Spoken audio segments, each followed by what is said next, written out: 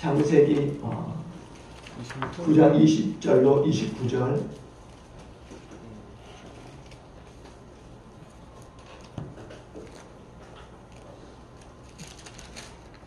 우리 한 절씩 나누어서 교독하도록 하겠습니다. 한 절씩 나누어 교독합니다. 창세기 9장 20절 29절.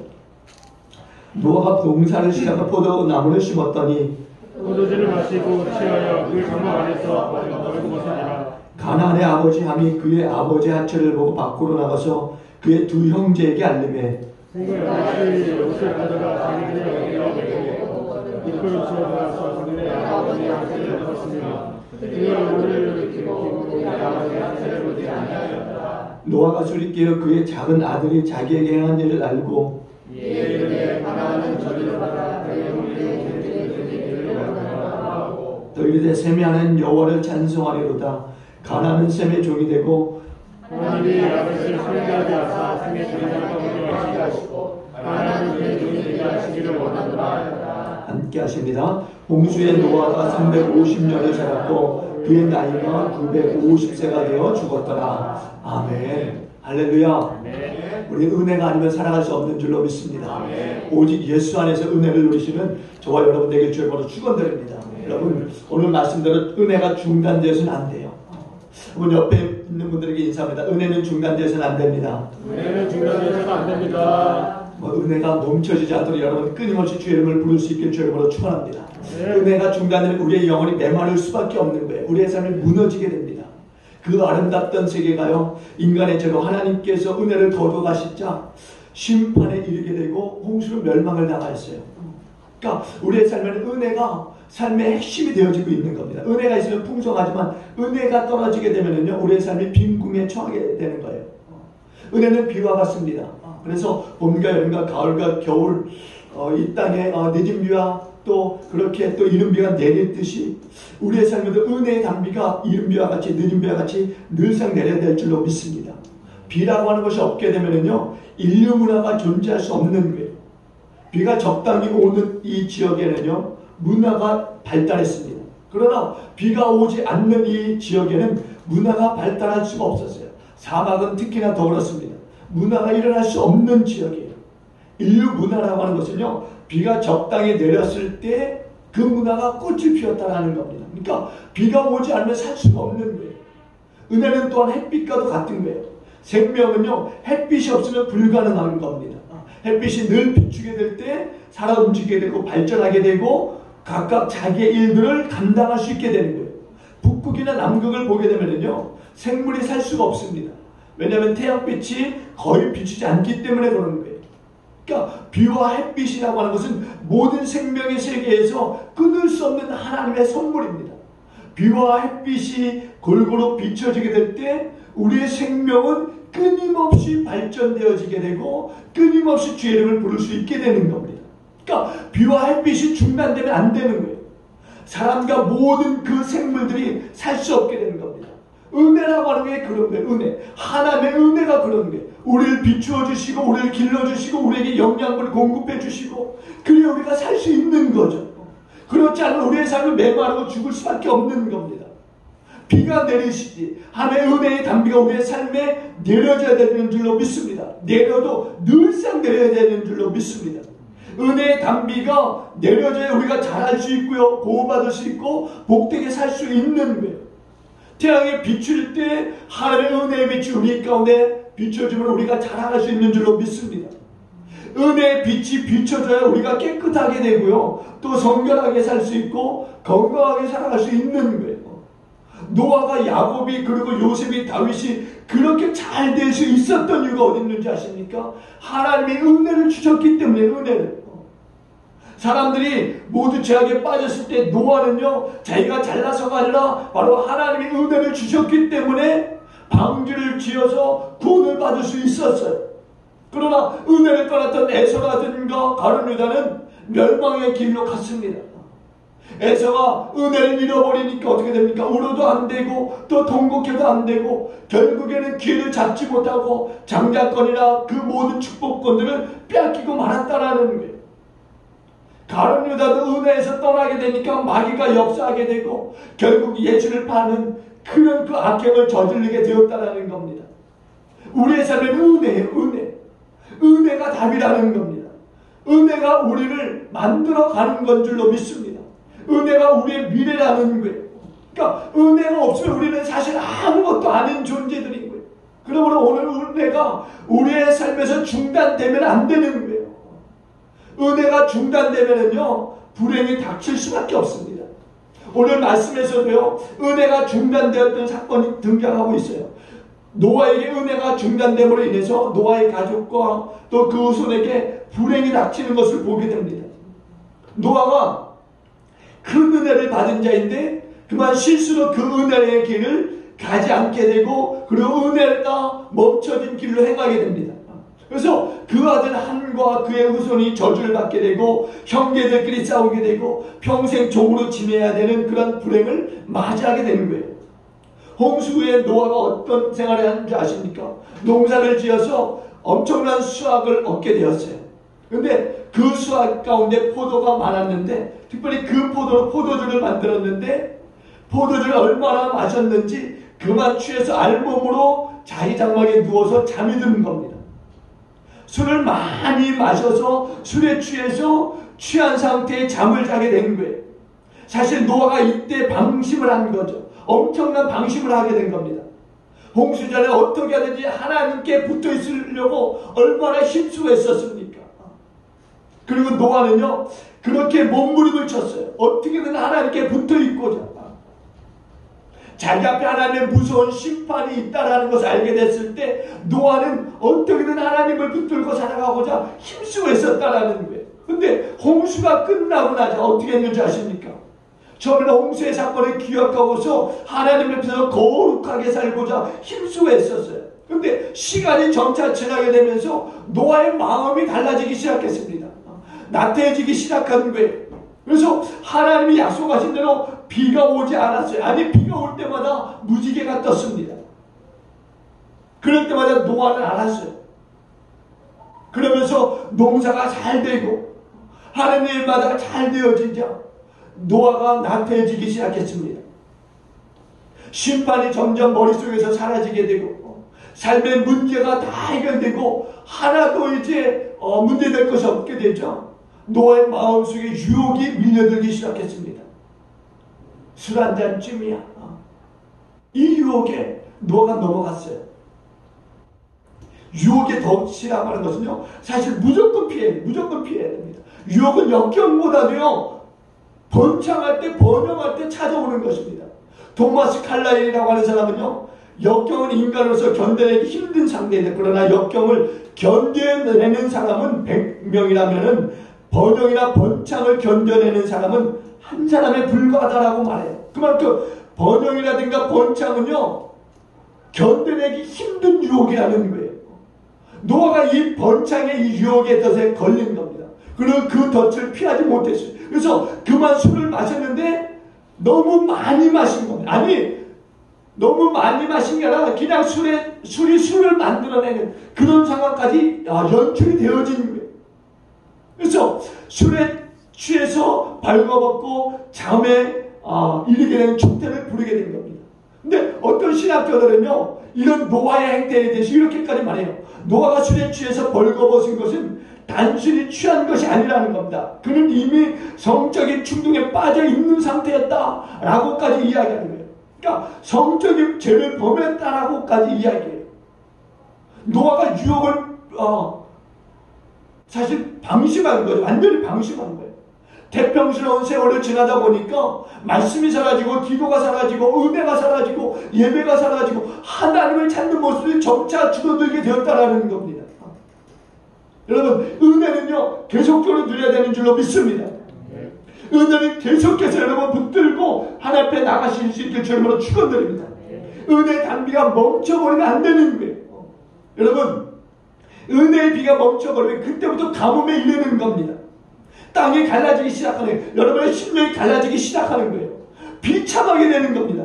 가뭄에 땅이 갈라지듯 삶이 갈라지고 아들함이 저주를 받고 어떻게 됩니까? 그 후손들이 종이 되어서 형제와 형제들이 늘상 싸우는 그런 상황을 지금 우리가 보지 않습니까? 여러분, 신앙생활의 방학이라고 하는 것, 여러분 생각해 보세요. 세상 사람들은요, 잠깐의 그 쉼, 그리고 그 쉼을 통해서 힘을 얻는다고 이야기해요. 그러나 신앙에는요, 힘을 통해서 힘을 얻지 않습니다. 얻을 수가 없는 거예요. 여러분, 기도를 쉬면 기도의 힘을 얻는 그 충전이 되어집니까? 아니에요. 기도에는 힘이 있을 수 없고 말씀 묵상에는 힘이 있을 수가 없는 겁니다. 오늘 우리 교회가 은혜롭다라고 말할 수 있는 이유가 어디 있는지 아십니까? 바로 기도예요. 기도하는 분들이 있기 때문인 줄로 믿습니다. 언제든 어디서든 기도가 우리를 살리고 있음을 우리는 믿어야 될 줄로 믿습니다. 기도가 없으면 망하는 겁니다. 어제까지 다니엘 기도회가 있었어요. 21일 동안에 이 다니엘 기도를 통해서 많은 은혜를 받았습니다. 그 은혜를 여러분들 계속적으로 붙들고 살아갈 수 있기를 바랍니다. 기도가 있는 한 우리의 영혼은 멈출 수가 없고 망할 수가 없는 거예요. 근데 노아에게는요, 말씀과 기도가 사라졌어요. 모든 것이 평안해지니까 신앙의 방학이 온 것입니다. 가끔 성도들 보면은요, 신앙의 이 방학을 하는 성도들이 있어요. 말씀 보고 기도를 드리고 예배하는 그 일에 방학을 하게 됩니다. 근데 신앙은 방학해서는 안 되는 거예요. 방심하면 노아와 같이 될 수가 있는 겁니다. 쉬지 말고 우리가 가야 되는 거죠. 중요한 것은 내 마음 아니까 내 마음을 지켜야 되고 또 내 마음이 어디로 가고 있는지 늘상 살펴야 되고 내 마음을 잃어버리게 되면은 노아처럼 되어버리는 거예요. 그 아름답던 노아가 왜 이렇게 되었을까? 그 마음의 방심을 갖게 됐을 때 이런 상황이 오게 된 것입니다. 여러분, 영적으로 탁월한 그 노아 아니었습니까? 근데 지금 왜 이렇게 취하게 된 것입니까? 이거는요, 사실 순식간의 일이었어요. 노아가 너무나 방심한 것을 우리는 기억해야 됩니다. 노아의 이 벌어진 상황들은 순식간의 일이에요. 순식간에. 그러니까 우리의 마음의 상태 우리가 살피지 않는 우리도 노아와 같이 순식간에 이런 일들을 당할 수 있다라는 겁니다. 우리의 마음의 이 신앙을 계속 붙들고 있어야만 되는 거예요. 말씀과 기도를 붙들고 쉬지 않고 그 일을 우리가 행해야 될 줄로 믿습니다. 쉬지 마시길 주님으로 축원합니다. 방심하지 마시길 주님으로 축원드립니다. 방심하는 추한 인생이 되는 거예요. 노아의 이 유혹이, 노아가 유혹에 넘어가서요, 취한 꼴을 보이자 그 결과는 아들들에게서 나타나게 된다는 겁니다. 보세요. 함과 야벳과 이 셈이 완전히 다르게 나타나지 않습니까? 먼저 함을 보게 되면요, 함이 어떤 아들인지 아세요? 함은요, 아버지의 수치를요, 가려줄 줄 모르는 그런 그 아들이었어요. 그러니까 사실 자녀가 부모의 수치에 대해서 가려줄 줄 알아야 되지 않습니까? 근데 이 함은 아버지의 그 수치에 대해서 오래 떠벌리는 그런 아들이었다라는 겁니다. 감추지 않았어요. 오늘 창세기 9장 22절에 보니까 뭐라고 하는지 아십니까? 보세요. 한번 우리 9장 22절 다 같이 봅니다. 시작. 가나안의 아버지 함이 그의 아버지 한채를 보고 밖으로 나가서 그의 두 형제에게 알리되. 사실 여기서 알렸다라고 하는 이 말은요, 고상한 표현이 고상한 표현. 사실 떠벌린 거죠. 흉본 거에 흉본 겁니다. 어떻게 아들이 아버지를 그렇게 흉볼 수 있을까? 함이 그 아버지의 하체를 보고서는요, 밖으로 나가서 두 형제에게 의도적으로 아버지에 대해서 말하는 거예요. 아버지에 대해서. 여러분, 그런 분들이 있어요. 의도적으로 성도의 그 잘못과 그 흉을 보는, 근데 그것이 의도적이고 아주 그냥 재미있어하는 분들이 있어요. 그러지 마시길 주님을 축원합니다. 사실 의도적이라고 하는 것은요, 어떤 상태를 조작해서 상대방을 아주 곤란하게 만들거나 골탕 먹이는 일들을 이야기하는 거예요. 함이 그런 게 의도적으로 아버지를요, 형제들에게 가서 아버지에 대해서 비난하는 겁니다.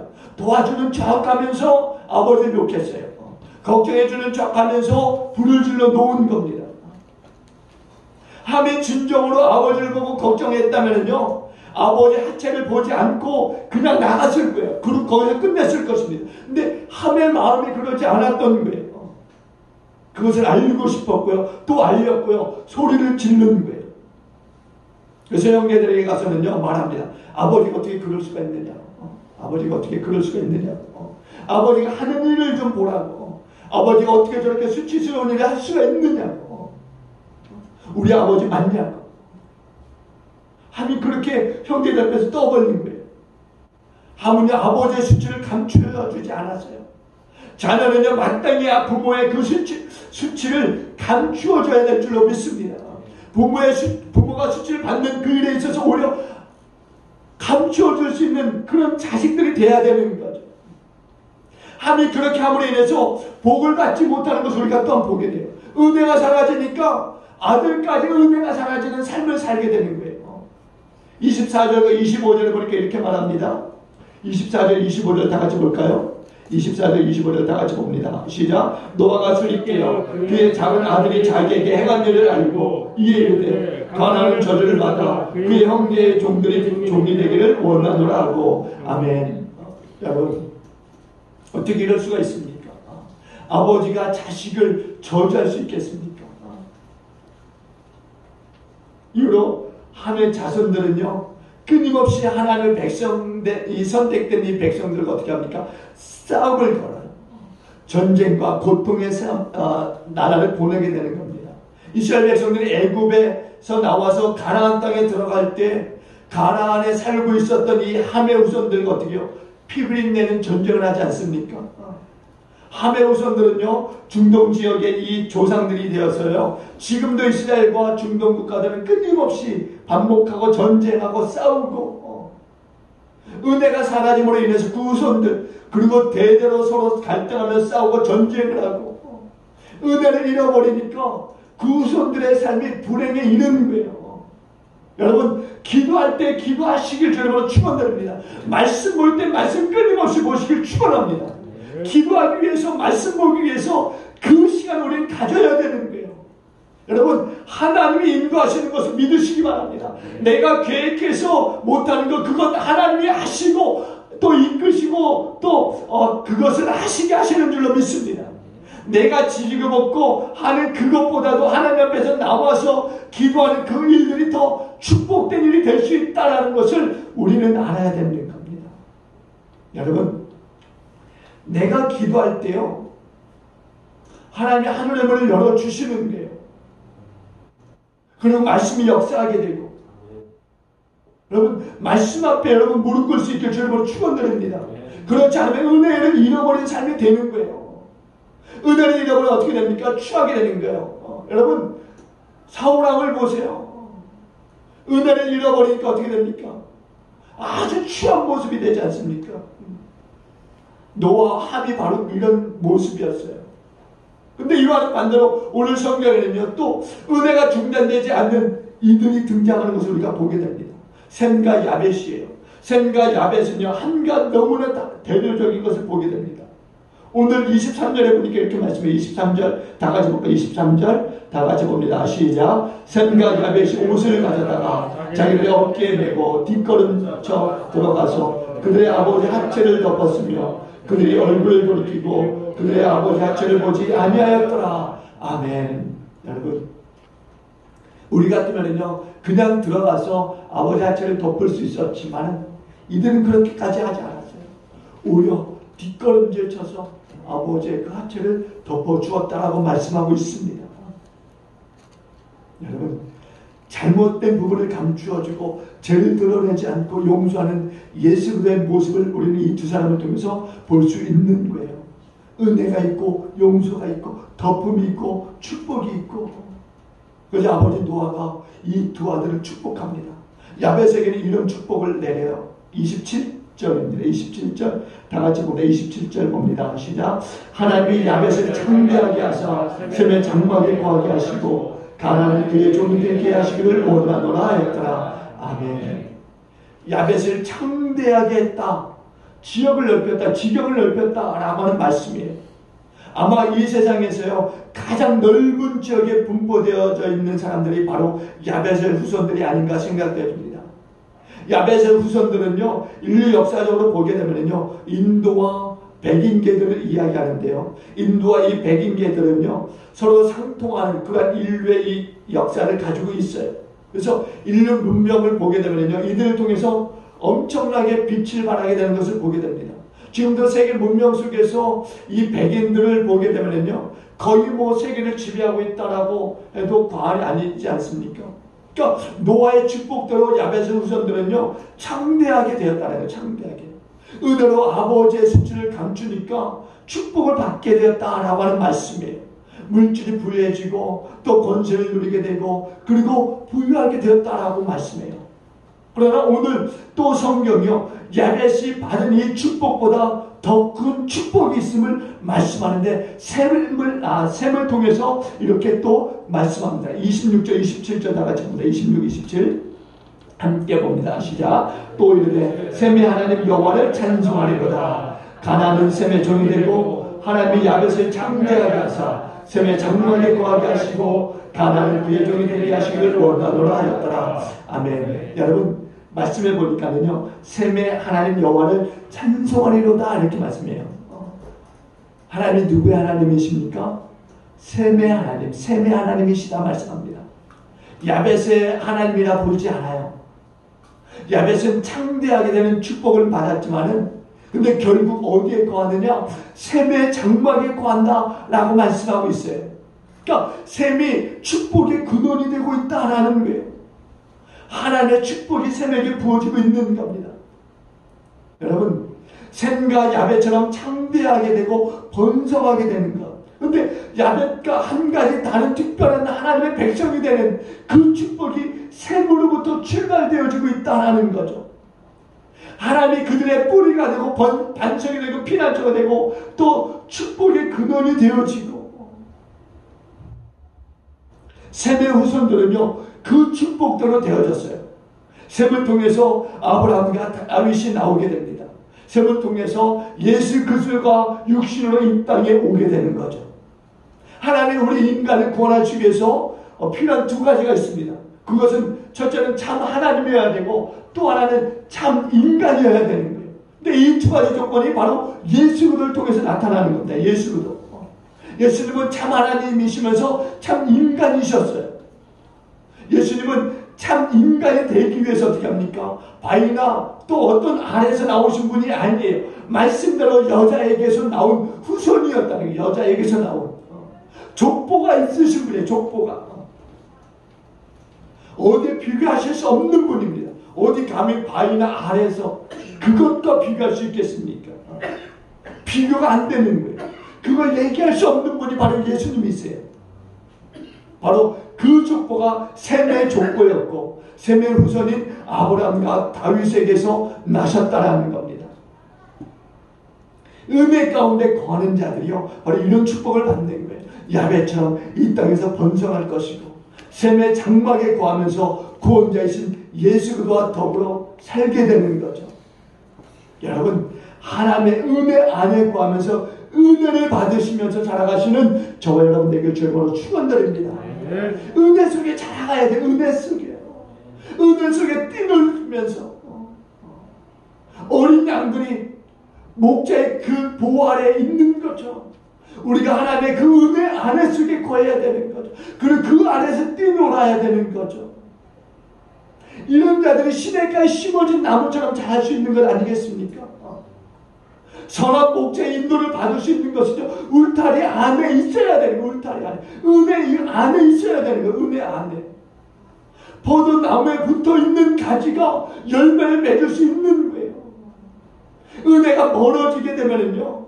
은혜가 중단되면은요. 행복 끝 불행 시작입니다.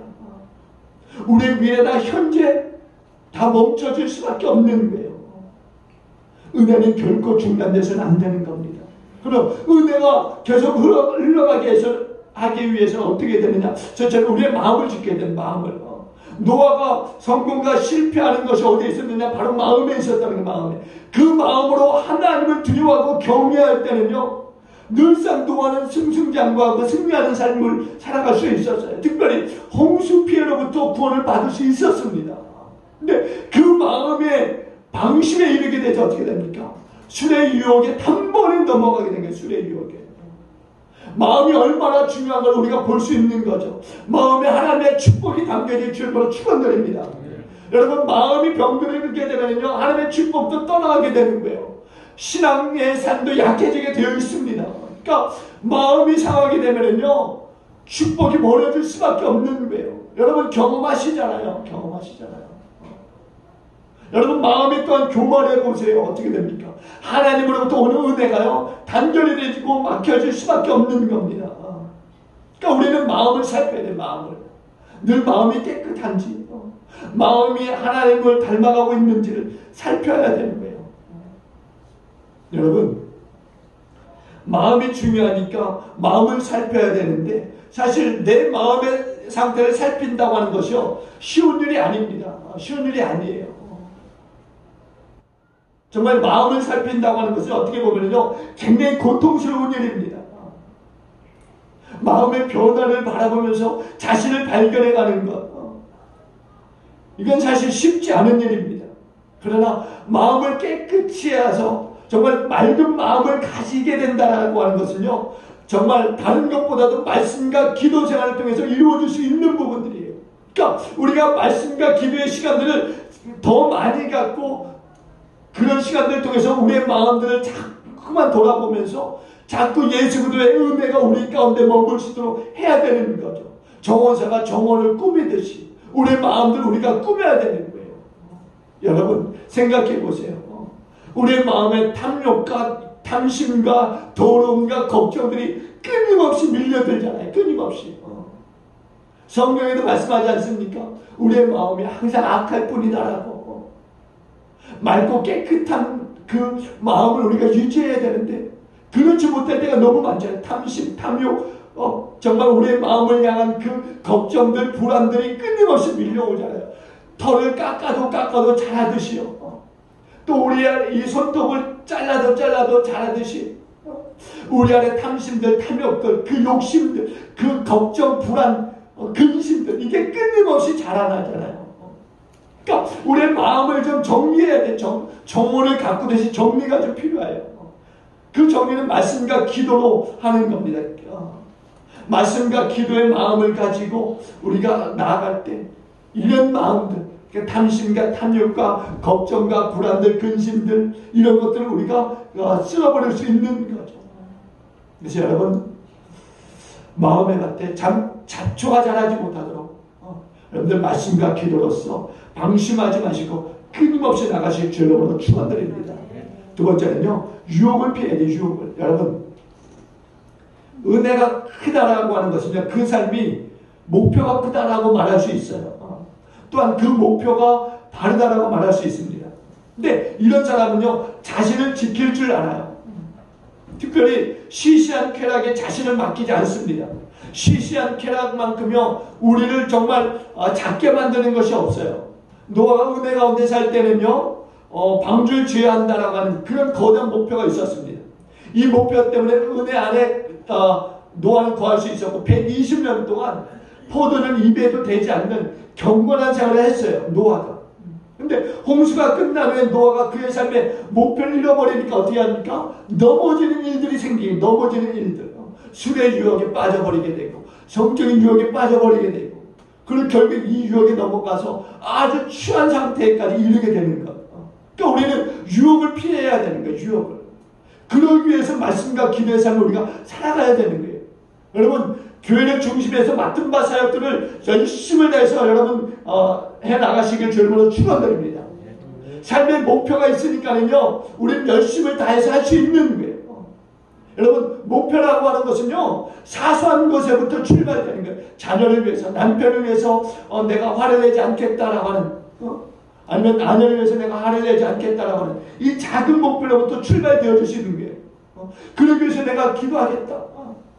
또 우리가 나라와 민족 또 성도를 위해서, 교회를 위해서, 북한 지하 교회를 위해서, 중국과 또 동남아시아에 흩어진 이 탈북민들을 위해서 내가 기도해 줘야 되겠다.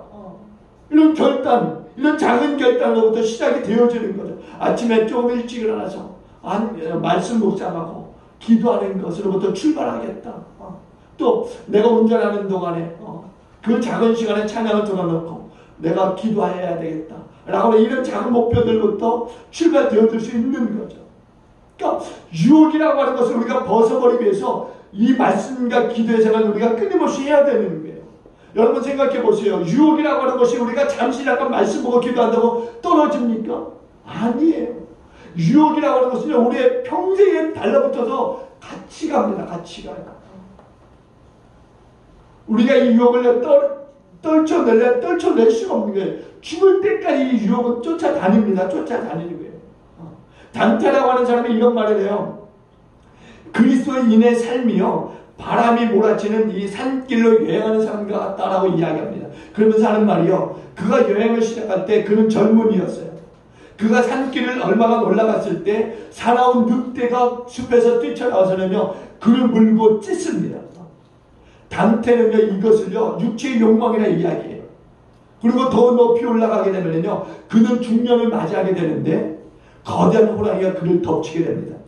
이것은 자만의 호랑이이고 지위와 명예와 그리고 권력의 자만으로 중년의 가장 큰 시험을 대표한다라고 이야기해요. 그리고 마침내 그가 정상에 가까워지게 되면요, 털이 수북한 사자가 그 앞으로 나타나게 되는 겁니다. 이것은 노후에 있어서 가장 큰 시험이라고 할 수 있는 바로 재물과 재정적인 안정을 이야기해요. 단테는요, 인생의 길에 유혹을 벗어날 수 있는 그 시기나 수준은 전혀 없다라고 이야기해요. 전혀 없다. 그러니까 성령 충만한 사람이라 할지라도, 영적으로 깊이 있는 사람이라 할지라도요, 어떤 종류의 유혹이든 간에 끊임없이 유혹이 쫓아온다라는 거예요. 그 유혹을요, 대변하지 않을 사람은요, 없다라는 거예요. 그렇기 때문에 우리는 말씀과 기도의 생활을 더욱더 힘쓰고 무장해야 된다는 것입니다. 우리는요, 말씀과 기도를 멀리해서는 안 되는 거예요.